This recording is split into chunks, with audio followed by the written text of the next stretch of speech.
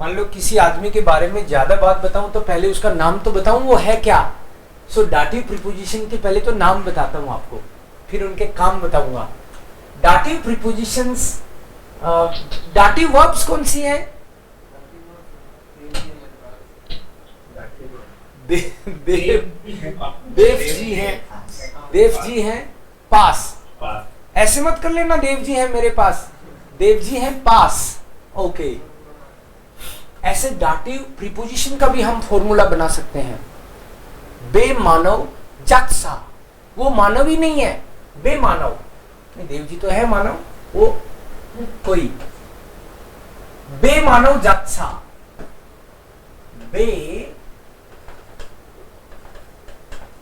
बेमानव जात्सा,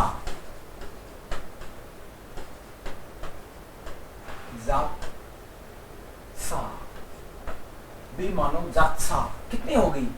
1, 2, 3, 4, 5, 6, 7, 8, 9, 10। ओके, बेमानव जात्सा, बेमानव। बेमानव में जो बे है ये है बाई। बे का मतलब है बाई, एम का मतलब है मिट,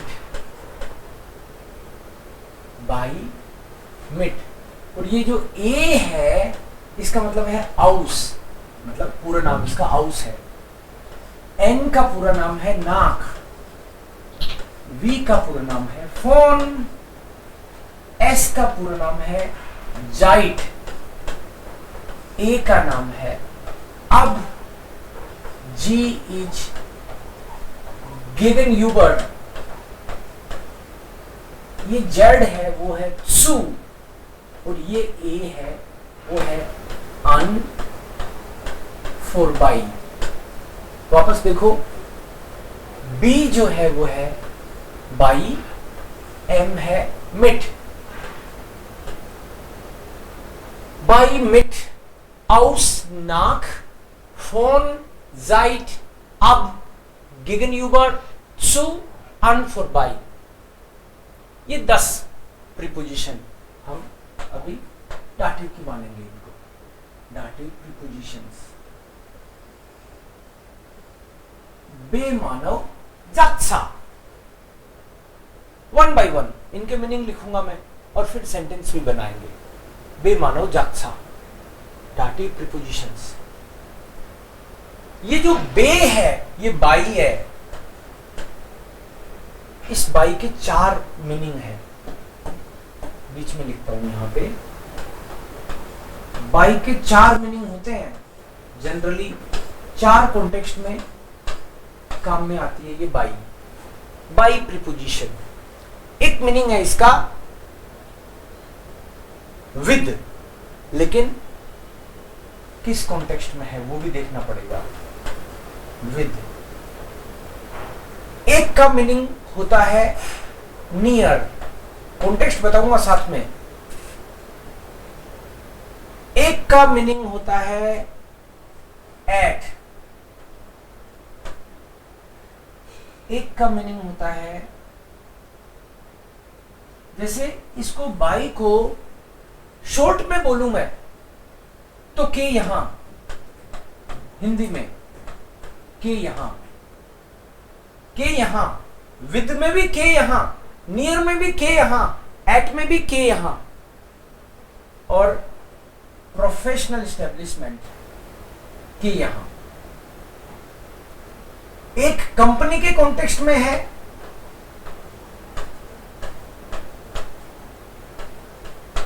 इनको सभी को एट बोल सकता हूं मैं चाहूं तो, सभी को, लेकिन ये जो विद होगा, जब भी ये विद होगा तो इसके साथ में कॉन्टेक्स्ट ध्यान रखना पड़ेगा आपको। ये विद होगा तो ये डिपेंडेंसी की बात करेगा हमेशा, डिपेंडेंसी। मैं मेरे चाचा के यहां रहता हूं, चाचा के यहां रहता हूं तो मतलब है चाचा का कहना भी मानना पड़ेगा। किराया तो नहीं देता, कहना तो मानूंगा, और नहीं मानू तो चाचा के घर में रहता हूं, पार्टी करूंगा, रोज डीजे बजाऊंगा तो निकाल देंगे मेरे को, नमस्ते कर देंगे मेरे को, ठीक है हो गया बहुत। तो इसका मतलब है ये विद तो ठीक है, लेकिन अल्टीमेटली सबका मीनिंग है के यहां, इन चारों कॉन्टेक्स्ट का। तो पहला विद के सेंस में जब आएगा ये, तो हमेशा डिपेंडेंसी के कॉन्टेक्स्ट में। ये डिपेंडेंसी जनरली फाइनेंशियल डिपेंडेंसी होती है। मैं बर्लिन में जब भी जाता हूं तो मैं अपने फ्रेंड के यहाँ रुक जाता हूं। मेरा किराया नहीं लगता, हाँ, खाना भी मिलता है, हाँ, मैं उसके यहाँ, लेकिन मैं बर्लिन में कोई ज्यादा जानता नहीं हूं, तो उस पर डिपेंडेंट हूं मैं। एक्चुअली मैं उसके यहाँ रुकता हूं। अरे मेरी तो अभी जॉब ही नहीं लगी, तुम रहते कहाँ हो? मैं पेरेंट्स के यहाँ रहता हूँ। पेरेंट्स के साथ बोलते हो आप, लेकिन साथ तो ठीक है, विद लिख दिया मैंने, लेकिन डिपेंडेंसी दिखेगी बाई के सेंटेंस में आपको डिपेंडेंसी दिखेगी किसी के अंडर में, के यहाँ का मतलब ही है उनके अंडर में। मैं अपने पेरेंट्स के यहाँ रहता हूं और मान लो मेरे पेरेंट्स हो गए 90 साल के, 95 साल के, और वो तो डिपेंडेंट मेरे पे हो गए, उल्टा हो गया काम। तो कोई ये भी कह सकता है, भाई तुम्हारे पेरेंट्स तुम्हारे पास रहते हैं क्या? तुम्हारे पास रहते हैं या बहन के पास रहते हैं? तो मैं बोलूँ भाई मेरे पास ही रहते हैं, तो मेरे यहाँ कह सकता हूँ मैं, हाँ, बेटर तो ये है, फिर भी मैं उनके यहीं रहूँगा। हाँ, सो पेरेंट्स के मामले में हम लोग हमेशा डिपेंडेंट ही रहते हैं जनरली। मतलब वो इमोशनल मान लो, कैसे भी मान लो, क्योंकि आपको पैसे कमाने तो आ जाते हैं, लेकिन भात भरना तो आता ही नहीं, वो टाइम लगता है उसमें। मतलब वो उनका एक्सपीरियंस हमेशा ज़्यादा ही रहता है ना, तो उस हिसाब से। तो डिपेंडेंसी का मीनिंग है बाई का फर्स्ट। दूसरा नियर का मीनिंग जो आएगा ना, वो लोकेशन के कॉन्टेक्स्ट में आएगा। लोकेशन जनरली कोई छोटी लोकेशन को बड़ी लोकेशन के पास बताने के लिए। कोई मेरे को बोले कि भाई मैं जर्मनी में था, तो मैंने कहा कि मैं जयपुर से हूँ, तो बोले जयपुर कहाँ है? मैंने तो सोचा जयपुर बहुत बड़ा है, बट वो तो जाने ही नहीं, तो मुझे तो शर्म से आई। मैंने कहा यार जयपुर ही नहीं जानते। तो मैंने उनको कहा कि कैसे बताऊँ इनको जयपुर, कैसे बताऊँ? सीकर के यहाँ तो बता नहीं सकता, क्योंकि सीकर तो और छोटा है। तो मैंने कहा दिल्ली के पास है। तो बोले अच्छा ठीक है।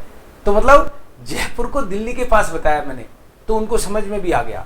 तो ऐसे ही कोई एक छोटी चीज को बड़ी चीज के पास बताते हैं ताकि लोग समझ जाएं। ठीक है। सो लोकेशन नियर के कॉन्टेक्स्ट में बाई बोलेंगे। तो इस सेंटेंस में मैं बोलूंगा जयपुर ईस्ट बाई दिल्ली। इस सेंटेंस में जयपुर ईस्ट बाई दिल्ली, मतलब जयपुर दिल्ली के पास है। नियर का कॉन्टेक्स्ट है इसमें। यहां पे इश्वोन है, बाई एल्टर्न। एल्टर्न पेरेंट्स को बोलते हैं, इश्वोन है बाई एल्टर्न। थर्ड वाला जो है, एक है इसमें professional establishment. Professional establishment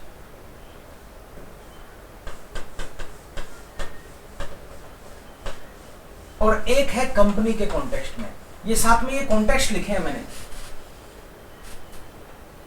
company का मतलब आप इंग्लिश में आप इसको विद भी बोल सकते हो, एट भी बोल सकते हो, फॉर भी बोल सकते हो, इन भी बोल सकते हो। तो इंग्लिश के चक्रों में मत आ जाना। मतलब मैं आपको बताऊं कि मैं सीमेंस में काम करता हूं। सीमेंस में क्यों? मैं तो ई लैंग्वेज स्टूडियो में काम करता हूं। हाँ चलो ठीक है, ई लैंग्वेज स्टूडियो में काम करता हूं। पहले सीमेंस में काम करता था, बॉश में, एक्सा में। किसी भी कंपनी में आप काम करते हो तो उस कंपनी के नाम से पहले आपको बाई लगाना है। अब इंग्लिश में कोई बोले I am working for E language studio, I am working with E language studio, I am working in E language studio, I am working at E language studio, फर्क ही नहीं पड़ता। आपको कंपनी के कॉन्टेक्स्ट में हमेशा बाई लगाना है। आप किसी कंपनी के अंडर में ही तो करते हो, एक्चुअली आप बॉस नहीं हो, आप काम करते हो। तो इसका मतलब है आप जैसे और भी करते हैं शायद। सो कि यहां ये देखो, यहां भी इस कंपनी के यहां हो आप। सो आर्बाइटिंग का मतलब होता है वर्क। इश आर्बाइटे बाई ई लैंग्वेज स्टूडियो।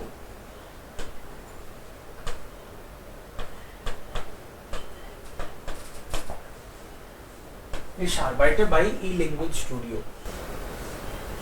ठीक है। तो ये कंपनी के नाम से पहले आपने बाई लगा दिया।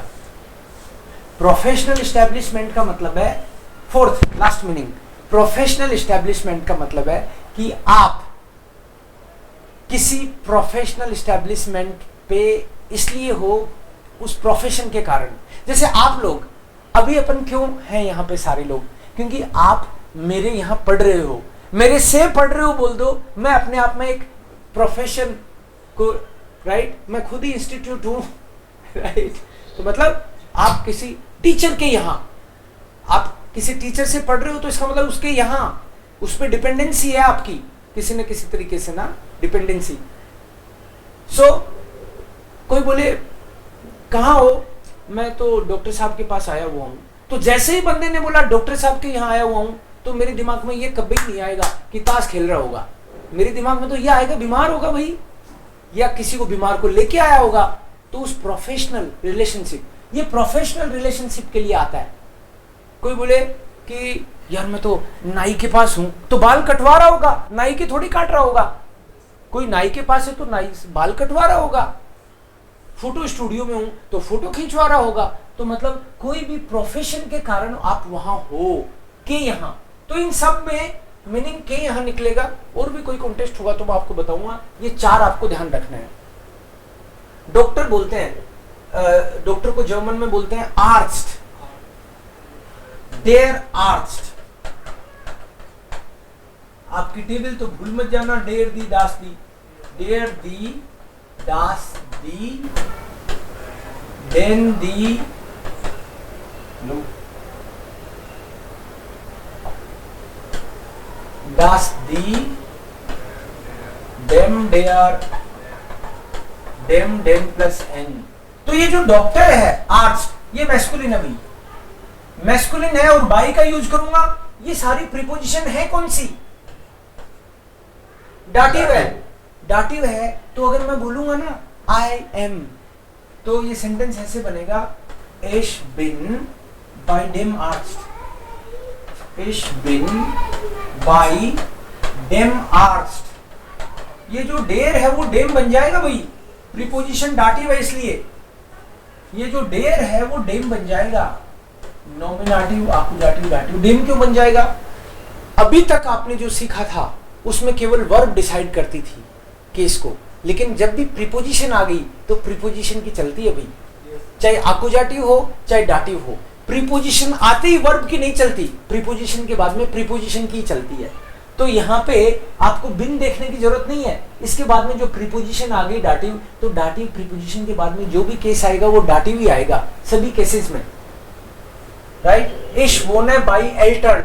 आपको अगर ये पता हो, अभी आपको शायद पता नहीं है कि दी एल्टर्न जो है वो प्लूरल है, दी एल्टर्न पेरेंट्स। तो यहाँ पे डेन प्लस एन, ये डेन हो जाएगा अगर लिखूंगा, ये लिखा हुआ नहीं है अभी, आज थोड़ा सा डिस्टर्बेंस है मेरी तरफ। सो ये बाई हुई। जैसे ये बाई प्रीपोजिशन हमने सीखी है, ऐसे ही सारी प्रीपोजिशन सीखेंगे, उनके मल्टीपल मीनिंग होंगे, ठीक है। एक मिनट देखता हूं, अभी शोर और नहीं आए तो कंटिन्यू करते हैं, आएगा तो बंद कर दें। सो ये फॉर्मूला क्या था? बेमानव, बेमानव जागसा। ये मानव ही नहीं है, बेमानव जागसा। तो हमने ये बाई किया है। उसके बाद में मिट, फिर आउस, फिर नाक, फोन, जाइट, अब, गीगन यूबर, सू और अन फॉर बाई। ये प्रीपोजिशंस हैं। पहला हमने कर लिया जिसके चार मीनिंग थे। चार क्या क्या थे? के यहां कुल मिला के यहां सभी का मतलब एट हो सकता है, सभी का मतलब एट, लेकिन कॉन्टेक्स्ट सारे अलग बताए मैंने आपको। एक बताया कंपनी के कॉन्टेक्स्ट में, एक बताया प्रोफेशनल एस्टेब्लिशमेंट के कॉन्टेक्स्ट में,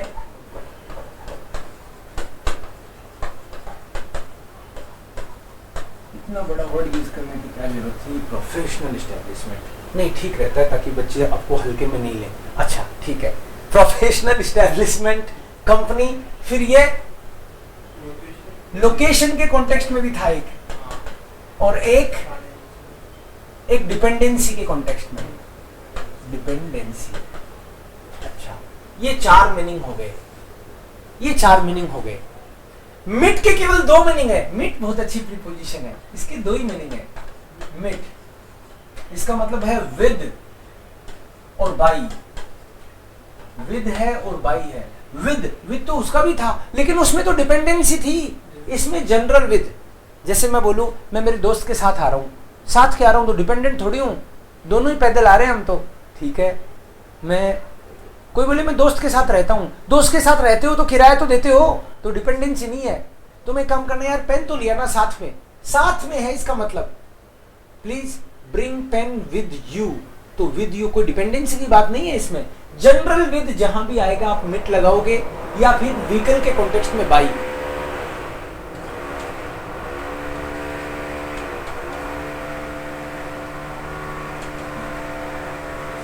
आपको अगर ऐसे बोलना हो आई come by bus, I come by bus, तो व्हीकल के कॉन्टेक्स्ट में मिट आएगा बाई का मीनिंग। डे ऑटो, आपको दास ऑटो बताया था, दास ऑटो, तो I come by car, I come by car, बस बोल लूंगा तो डेर बूस हो जाएगा। तो इसको लिखेंगे एश को मैं मिट डेम ऑटो। अब कोई कहेगा कि ये डेम कैसे आ गया, क्योंकि दास ऑटो का डाटिव में डेम होता है। टेबल लर्न कर लेना, नहीं तो इतनी बार लिखूंगा आपको बोर कर दूंगा मैं। डेर दी दास दी डेम दी दास दी डेम डेयर डेम डेम प्लस एन, मेरा यही काम है। सो दास का डेम समझ आया कि नहीं आया, क्योंकि दास का आकुजाटिव भी दास और डाटिव में डेम होता है।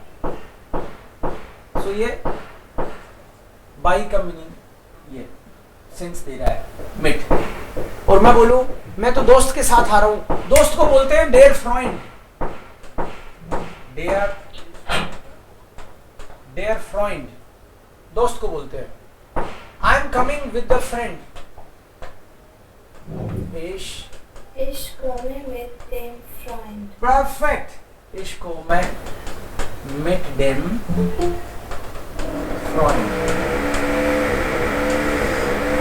आज का शोर ज्यादा हो रहा है, मैं इसके अलावा कुछ आपके साथ शेयर करूंगा, ठीक है। इधर काम चल रहा है। सो ये मिट के 2 ही मीनिंग है, विद और बाई। ये क्लियर हो गया ना।